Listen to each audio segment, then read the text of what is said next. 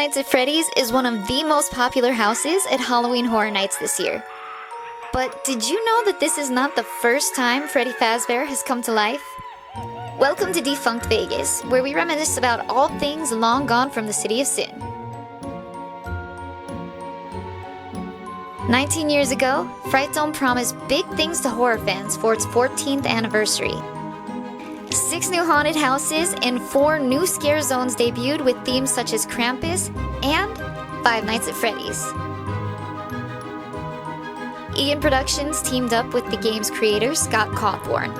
Together, they set out to immerse guests in a walk-through horror experience straight out of the game itself. This collaboration was definitely a labor of love, as there was so much attention to detail, from the menus on the walls to the orientation tape from the former security guard, giving you instructions on how to survive the night. Now, concerning your safety, the only real risk to you as a night watchman here, if any, is the fact that these characters, if they happen to see you after hours, probably won't recognize you as a person. They'll most likely see you as a metal endoskeleton without its costume. The full trio was present, and as guests made their way through the house, they would pass the security camera. And those who've played the game know how crucial this is to your survival. There were a lot of cool elements, such as these claustrophobic walls you had to push through at times to access the next room in the house.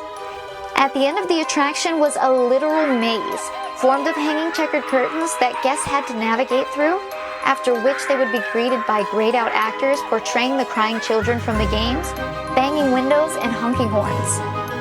The puppet would be the final scare before guests emerged to the security office with a huge 6 a.m. sign, letting you know you've made it through your first shift.